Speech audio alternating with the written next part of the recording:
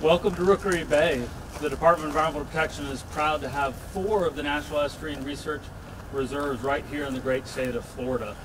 And these reserves do a tremendous job showing the intersection of education, science, community involvement, and most important of all, showing how we can all work together to protect the environment. I can't think of a better place to gather us all together just a couple short weeks after the governor's bold announcement for an executive order to protect the environment than right here. And certainly it's my great privilege to introduce the 46th governor of Florida, a tremendous supporter of the environment, Governor Ron DeSantis.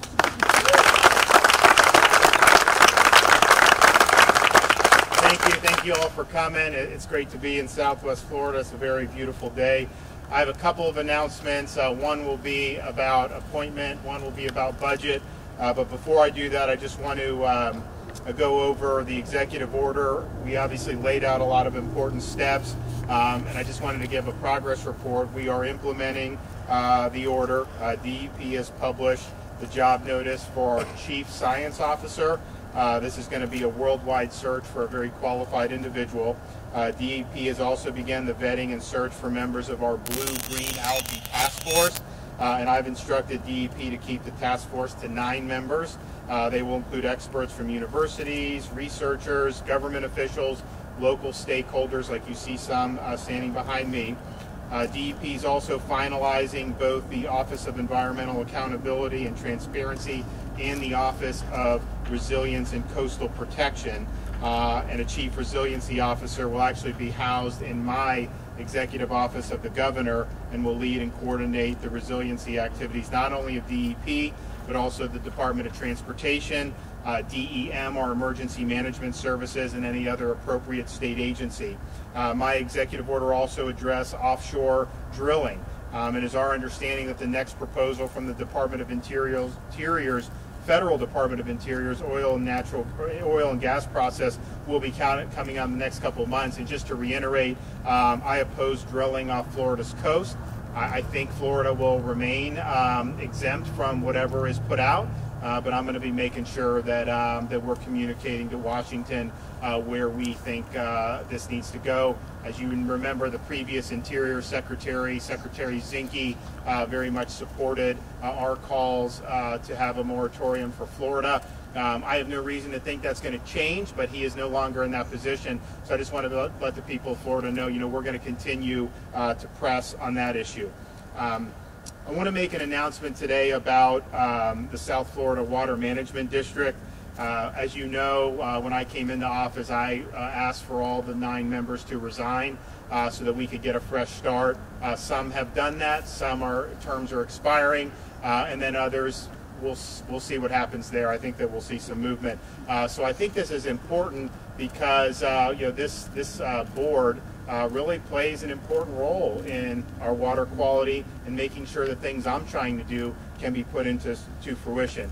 So today, I'm happy to announce that we will appoint from Southwest Florida Chauncey Goss to be on the Water Management Board.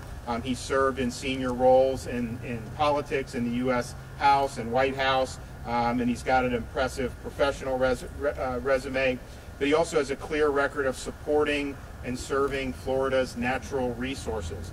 He's currently active with the Captains for Clean Water and previously served on the Lee County Coastal Advisory Council, Lee County Parks and Recreation Advisory Board, and Charlotte Harbor National Estuary Program, amongst others. So Chauncey, you come up here and introduce yourself.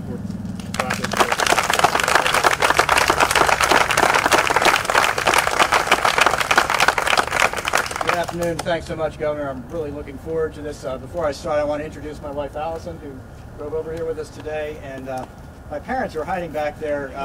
Porter and Mariel. Porter Goss has actually helped work on SERP back in 2000. And without you, we wouldn't be doing this. So thanks very much. And thank you, Governor and Mrs. DeSantis, for being here. Thanks for making water quality one of your top priorities. We spoke about this about a year ago. It was well before the election. It was well before the red tide. It was well before we lost a summer because of blue-green algae. And Ron said, the governor said, I'm all in on water quality. I'm all in on fixing it. And you've been living up to your word. And I thank you for that. I drove to Tallahassee earlier this month. I listened to you deliver your inaugural address. And I'm so glad I did, because I absolutely loved what I heard. He said the water is part and parcel of Florida's DNA. Protecting it is the smart thing to do. It is also the right thing to do. And then he said something that resonated with me, and I think it's going to resonate with anybody who really cares about future generations. You said, we resolve to leave Florida to God better than we found it. We resolve to leave Florida to God better than we found it. Those are powerful words, Governor. Thank you. I'm honored you've asked me to serve on the governing board. I don't take the responsibility lightly.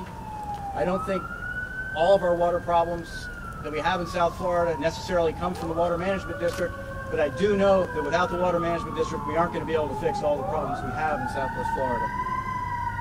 We all worked hard to advocate for a reservoir. We all worked hard south of the lake. That's going to happen. We're going to make it a reality. Your priorities, sir, are mine. I know that working with our partners in the state legislature, and I know we've got Senator Passidomo and Representative Byron Donalds here. Thank you very much. I look forward to working with them. I look forward to working with Francis Rooney in the federal legislature, with our partners in the Executive Office of the President. OMB is where I used to work. I've got a lot of friends there. My colleagues are all now, it looks like, managing this project. So I look forward to working with them again. I know we'll be able to restore our damaged ecosystems so we can provide water to South Florida. I'll work hard for you, sir. I look forward to it. Thank you. Thank you. Thank you, Chauncey, for being willing to serve. Okay, now we're going to talk about the budget. In our budget recommendation, which will be published on Friday, we are having a historic $625 million for water resources projects, including Everglades restoration. This is the first of 4 steps to get to the $2.5 billion that I committed to in my executive order, and that will be a $1 billion increase over the previous 4-year investment in water and Everglades. And so we have a record $360 million for our Everglades restoration projects, a level of funding that will put Florida on track to complete the C-44 reservoir and stormwater treatment area, the C-43 reservoir, and 20 additional projects over the next 5 years. These will provide 672,000 acre-feet of storage and remove almost 200,000 pounds of total phosphorus annually, which is obviously a major source of nutrient pollution. These projects, when combined with the necessary action from the federal government, will significantly reduce the need for discharges from Lake Okeechobee, and we're obviously working with the federal government even apart from that on those discharges. I'm also including $107 million for the EAA reservoir south of the lake. That's a $43 million increase above the annual $64 million to ensure that we're moving forward with the projects so that we can move water south and stop sending water east and west to these coasts. Lastly, the Department of Transportation will include $40 million in its work program to speed up and complete the final phase to raise the Tamiami Trail, which will restore the flow of more than 900 million gallons per day of water south. We also have $150 million for targeted water quality improvements to achieve significant, meaningful, and measurable nutrient reductions in key water bodies across the state of Florida. This includes cost-share grant funds for wastewater and stormwater improvements, including septic conversions and remediation. We'll also use funding to accelerate projects to meet scientific nutrient reduction goals, which may include green infrastructure or land conservation projects. This project will also support, the funding will also support projects identified by DEP, the Blue-Green Algae Task Force, and its partners to reduce nutrient pollution and harmful algal blooms in our waterways. We also have $50 million for springs restoration, which is very important throughout the state.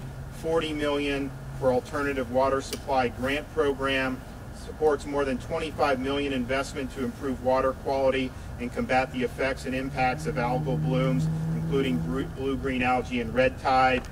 We have $10.8 million for water quality enhancement and accountability for the Blue-Green Algae Task Force, which I think will be very important. $10 million for innovative solutions to algae. $4.2 million for the red tide research through the Fish and Wildlife Center. I think that's the most that's ever been appropriated since that begun in the 90s. $1 million for the Department of Health to study the health impacts of blue-green algae. And then we're going to move the Environmental Crimes Unit from Fish and Wildlife to DEP. I mean, if the job is to do the environment, wouldn't you just want to have all this in one agency rather than have it parceled out? So I think that this, what we're doing in the budget is historic. I think it will have a very big impact on the water and quality of life in Florida. And I think that it's something that Floridians from all walks of life and political persuasions think needs to be done. So I look forward to working with the legislature to bring this into fruition, and there will be more environmental budget items that we will roll out. This is just one piece of that, but all in all, I think we're on the right track, and I know that folks in Southwest Florida really want to see this issue resolved. So I look forward to pushing this forward and getting the job done for the people of the state. And with that, I'm happy to take questions. Governor, that's a lot of money. Any idea where, will there have to be cuts made, or will this just be part of the budget? This will be part of the budget. I mean, you know, you'll see what we're doing. We're going to have, I think right now, and we're still working on some numbers, but I think we're going to have about a $1.5 billion surplus that we're going to do, and we want to, you know, we got to do $1 billion for rainy day, but we wanted to do more just because with the money from the storms and the hurricanes, I think we're going to be fine, because I think the federal government's going to step up. But when that happens, we can't always be sure on that. So yeah, this is going to be a budget that's fiscally responsible, and we're using what we have. There'll be no tax increases, and I think that this is what the people of Florida expect. Mr. Governor, are we expecting less discharges this upcoming summer, or do we see immediate results? I hope so. So I have engaged with the president on him instructing the Army Corps to manage this lake differently than they've managed it. If you look, they can manage it as low as, I think, 10.5 feet with no change to law or regulation.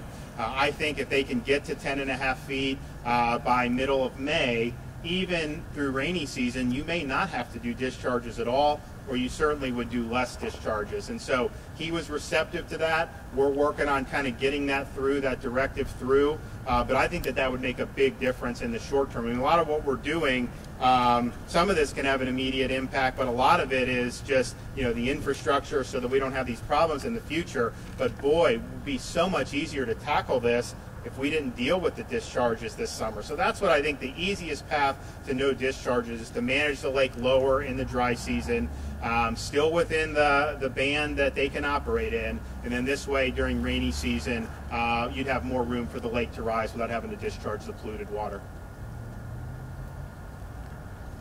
Thank you, everyone. Thanks, guys. Appreciate it.